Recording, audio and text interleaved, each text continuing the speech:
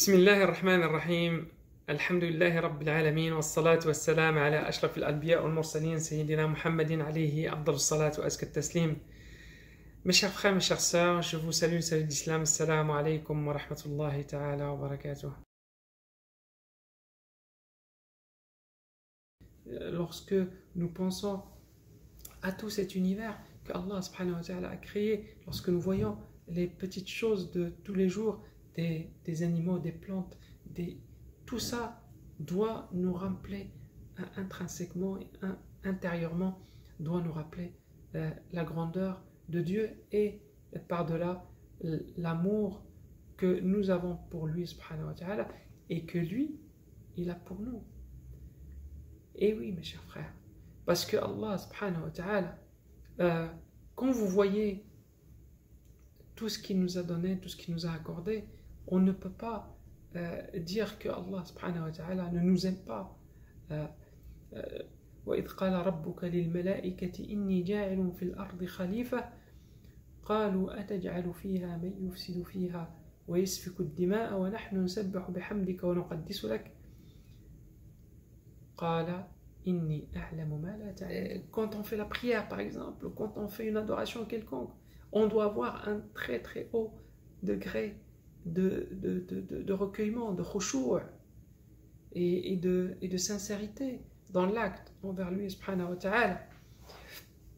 Et puis aussi, lorsque nous sommes amenés ou nous sommes tentés parfois à transgresser les interdits d'Allah, il y a quelque chose qui nous retient. Et bien ce quelque chose qui nous retient de le faire, ben c'est ça s'appelle l'amour et la foi en Dieu subhanahu wa ta'ala.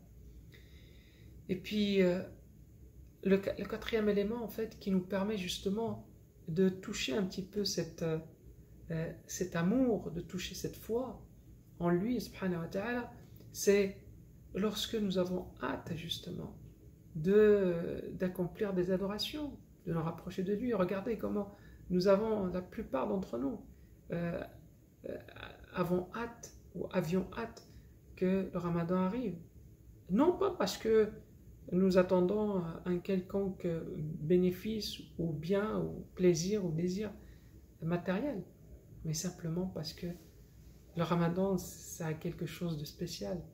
C'est ça parce que ça nous permet de nous rapprocher de Dieu subhanahu wa ta'ala. Et c'est pour ça que grands et petits, nous aimons le Ramadan, subhanallah, même s'il y a de la fatigue, même s'il y a un peu de privation, mais il n'y a pas un seul qui vous dira qu'il n'aime pas le Ramadan. Lorsque le prophète sallallahu alayhi wa sallam nous a dit Inna al-qulub, les cœurs des humains, elles sont entre deux doigts de Dieu subhanahu wa ta'ala.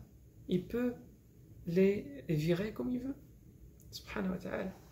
Donc il faut que nous travaillions sur cette partie, mes chers frères et sœurs, cette partie de renforcer nos cœurs et nos cœurs avec l'amour de Dieu subhanahu wa ta'ala.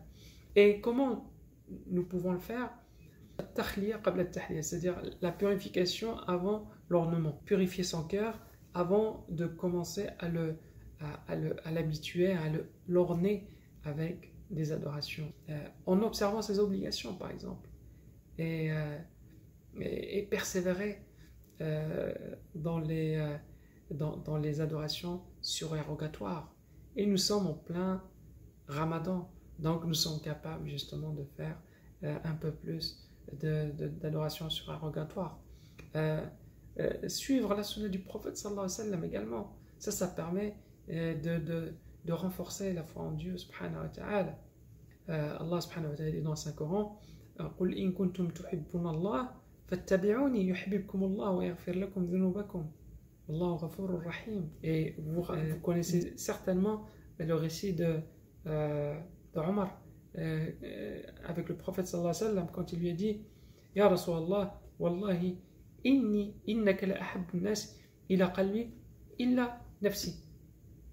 قال لا يا عمر لن تؤمن حتى أكون أحب إليك من نفسك. فراجع عمر رضي الله عنه نفسه et Omar radiallahu anhu, s'est ravisé et il lui a dit Ya Rasulallah, Wallahi innaka la ahabbu ilayya min nafsi. Et le prophète sallallahu alayhi wa sallam lui a dit Al-ana ya Omar, c'est maintenant ya Omar. Donc nous n'avons pas le choix, si vous voulez que Allah subhanahu wa ta'ala augmente notre foi, on n'a pas le choix d'augmenter notre amour pour le prophète sallallahu alayhi wa sallam. Et les invocations d'Allah, la lecture de son livre sacré, ça fait partie aussi des choses qui augmentent la foi dans nos cœurs, mes chers frères, mes chères sœurs. Donc, le louer en tout temps, même par exemple en cette période où nous sommes contrariés avec le coronavirus, etc., nous devons continuer à le louer pour les raisons que je vous ai citées tout à l'heure. Allah subhanahu wa ta'ala, par sa miséricorde, nous envoie sa puissance, mais dans cette puissance, il nous montre sa miséricorde. Comment est-ce qu'on peut traduire, mes chers frères, mes chères sœurs, cet amour dans nos vies au quotidien? Par exemple, nos comportements au quotidien qui doivent être exemplaires, mes chers frères, et qui doivent être en phase avec les enseignements de notre religion.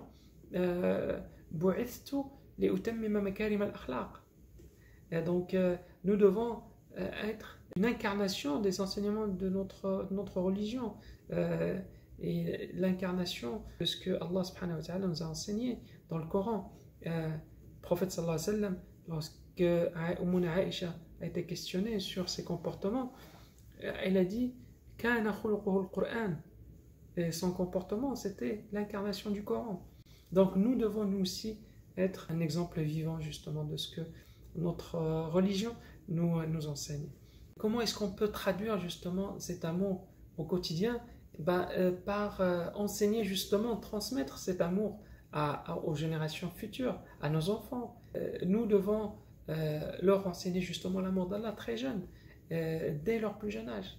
Donc ça, vous allez voir, petit à petit, les enfants vont intégrer ces notions, ces principes dès leur jeune âge. Quand ils voient par exemple un petit chaton, il lui fait miséricorde parce que Allah fait miséricorde à ce chaton, parce que Allah fait miséricorde à celui qui fait miséricorde au plus faible. Donc, juste ces petits rappels, ces petits gestes au quotidien nous permettent justement d'inculquer et dégrainer les cœurs des enfants avec cet amour. Pourquoi pas ne pas s'impliquer dans les œuvres de charité pour le service de toute la communauté, musulmane ou pas musulmane, peu importe. Nous sommes dans un pays majoritairement non musulman, et si vous voulez que les autres nous aiment, il faut que nous les aimions aussi, il faut que nous leur apportions notre aide. Et le cœur et subhanallah, le cœur a justement cette faculté d'aimer celui qui lui rend service. Et nous devons rendre service aux gens, qu'ils soient musulmans ou pas musulmans, pour justement leur faire aimer l'islam à travers nous. Donc ça c'est très important. Il ne faut pas croire que nous sommes dans un monde à part. Non, nous vivons avec notre monde, avec nos communautés qui nous entourent, et il faut tendre la main à tous ceux qui sont dans le besoin, mes chers frères. Et Dieu merci, nous avons beaucoup d'associations musulmanes qui aident tout le monde, qui aident les plus nécessiteux, peu importe leur confession ou leur tendance ou leur croyance, etc.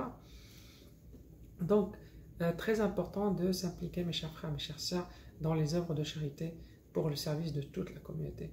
Et puis, s'entraider entre nous aussi, ça aide énormément à transmettre justement l'amour de Dieu subhanahu wa ta'ala. Et plus on le transmet, cet amour, plus il se fortifie dans nos cœurs, mes chers frères, mes chères sœurs. Et nous avons, pendant cette période du coronavirus, beaucoup de laissés pour compte, beaucoup de gens qui sont dans le besoin. Et ça, il ne faut pas l'oublier. Ce n'est pas tout le monde qui a accès, par exemple, aux aides du gouvernement. Ce n'est pas tout le monde qui a une prestation d'urgence. Ce n'est pas tout le monde qui est capable de manger à sa faim. Vous savez, la faim Et la misère, malheureusement, est beaucoup plus proche parfois de nous que ce que nous le pensons. Donc que chacun fasse du sien, que chacun cherche, prenne l'initiative justement d'aller chercher comment est-ce qu'il peut apporter sa pierre à cet édifice, comment est-ce qu'il peut tendre la main aux plus nécessiteux. Et Allah subhanahu wa ta'ala nous fait miséricorde à travers la miséricorde que nous donnons aux autres. Ar-Rahimuna yarhamuhum ar-Rahman, yarhamu man fil ard, yarhamukum man fis sama. Faites miséricorde à ceux qui sont sur terre, et celui qui est au ciel vous fera miséricorde. Alors, mes chers frères, mes chères sœurs, j'arrive au terme de ce petit rappel dont je profite en priorité et j'espère sincèrement que cette période du coronavirus, et nous implorons encore une fois le Très-Haut pour qu'il accélère justement la guérison de ceux qui en sont malades et qu'il fasse miséricorde de ceux qui sont morts à travers le monde. Et j'implore le Très-Haut pour que nous retournions à nos mosquées, pour que les adhan, les tasbih, les takbir, les adorations retentissent encore à nouveau dans les quatre coins du monde, dans les mosquées du monde entier. Mes chers frères, mes chères sœurs, je vous dis à très très bientôt et barakallahu fikum et taqabbalallahu siyamana wa siyamakum. Wassalamu alaikum wa rahmatullahi ta'ala wa barakatuh, et que la paix soit sur vous.